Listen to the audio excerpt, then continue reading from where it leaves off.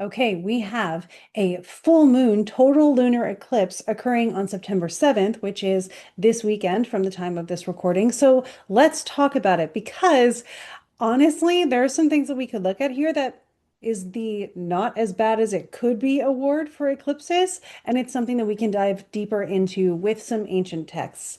So, my name is Crystalline Sophia. I am an astrologer and astrological magician, and I want to share with you today the nitty-gritty astrology, showing the chart and going through all the details of this eclipse, taking some source texts for our interpretation and then talking about what kind of magic we should or typically should not do according to source texts during this eclipse season. So let's dive in. Okay, so if we take a look at the chart for the eclipse, we can see that it is on September 7th at around 2:08 p.m. Eastern Time.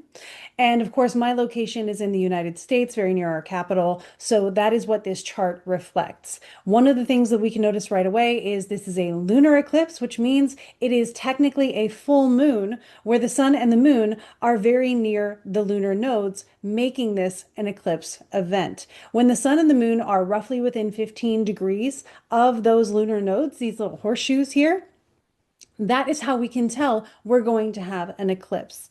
And so in this situation, the sun and the moon are at just the right declination for us to have a lunar eclipse. We have 2 eclipse seasons per year on average, and this is the second one of 2025. So when we go into this, we can see a couple different things.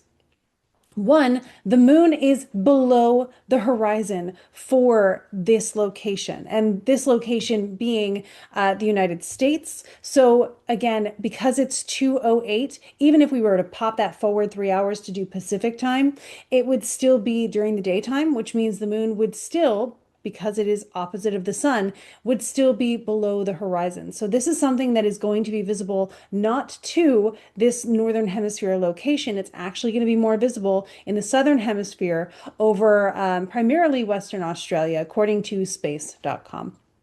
And so for us, the major impact of the eclipse, while it still has effects to it, we are not the primary subject of this story. One of the things that you can think about with an eclipse is if you can see it, it can see you. Now, it still has a story that is unfolding. We're still going to talk about the themes so that we as astrologers can observe what occurs during this timing with the eclipse.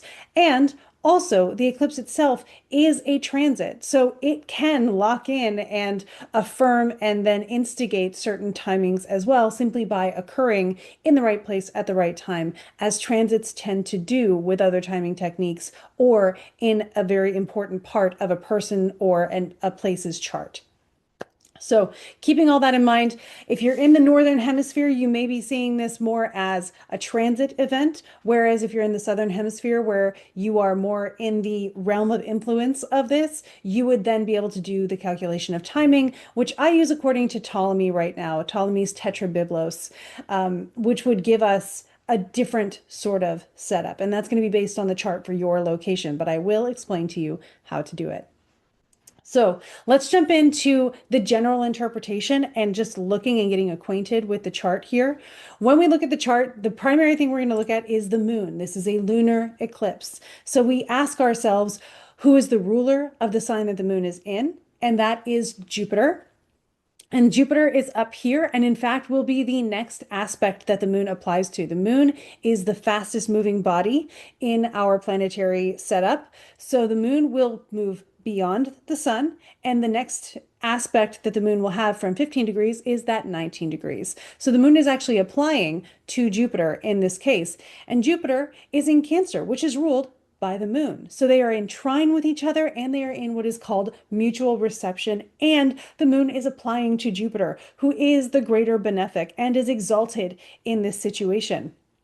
So this is the not as bad of an eclipse as it could be award that I'm talking about. In some ancient texts, this might be something where they would say, I wouldn't worry too much about this eclipse. I've been doing some Mesopotamian research on astrology, and they don't mention a ton about planets in conjunction or aspect with other planets during an eclipse, but when the benefics are witnessing, especially in this case, that's a really nice setup between the moon and Jupiter. If the moon were not in an eclipse, this would be gorgeous. So, something to keep in mind when we have more opportunities later to try to find something like this.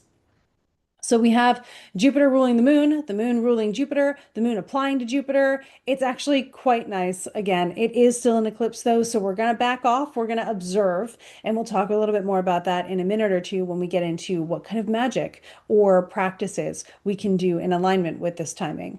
So, knowing that these are our major players in the eclipse, and they are answering to each other. This is something that is not detrimental as much as it could be. Eclipses are inherently and by nature times of big change. I know one astrologer whose name always escapes me when I try to quote them on this, but they are a Jyotish astrologer and they made this really amazing comment once during an Astromagia conference saying that an eclipse is when God or the creator or mind with a capital M closes their eyes. And so if you can imagine for a minute what could happen when the creator's head is turned or their eyes are closed, things can shift, things can change. So it's like this moment of red light, green light in a sense, right? And so with this lunar eclipse occurring, we are noticing that things around us may change. There's a lot of change in the air with this, both the day of the eclipse and with the eclipse's timing as its own omen. So, one of the things that was understood throughout history is that an eclipse, while it is a transiting event that can be witnessed, also sets into play its own thread of timing, its own storyline. And so, for every hour that the eclipse lasts, we actually would give for a lunar eclipse 1 month of duration of effect from that eclipse, which again does not necessarily begin on the same day as the eclipse itself. The position of the eclipse in the chart tells us how far into the following year from the eclipse the events will begin and initiate their process. Then from that point, we would have the duration of days that the eclipse promises based on its duration. And within that time, there are moments where it would increase and decrease in its intensity and in its specifications. So, in this case, there's really nothing to interpret in that timing for the moon being in the bottom hemisphere of the chart. So, we're not really concerned with the timing or the omenology of it, according to Ptolemy. If we flipped this and assumed that this happened exactly 12 hours later or 12 hours differently, then the moon would be up here. And we would take this into consideration, knowing that if events of the eclipse can begin within a year from that eclipse itself, it would be the second third of the year during which we would see these events begin to occur. This is a lunar eclipse that lasts, let me get my calculations here.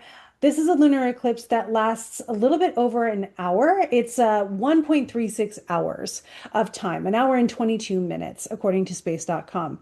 And so, with that, if we converted that into months, it's about 1 month and 10 to 11 days, or we could say 42 days, about a month and a half. Right. So we have about a month and a half of timing that would begin in the second third of the year from the moment of the eclipse. The second third would, of course, be in the fourth through eighth month, sometime in that period from the eclipse. Now, how would we narrow that down?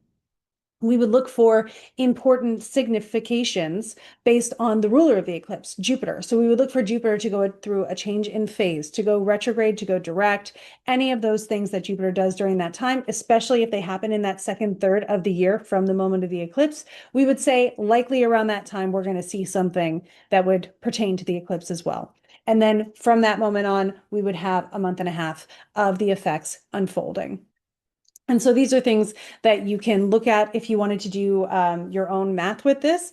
It's in Ptolemy's Tetrabiblos, but the book that I'm using is going to be Astrology of the World 1, translated by Benjamin Dykes. It looks like this on the cover if you want to check it out. And for your reference, you can look at this kind of stuff on, it begins on page 327 is where a lot of the analysis begins.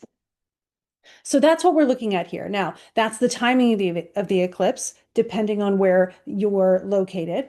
And now we look at what is the eclipse going to do? What's it actually mean? This is an eclipse in Pisces. So that's the first thing we want to think about.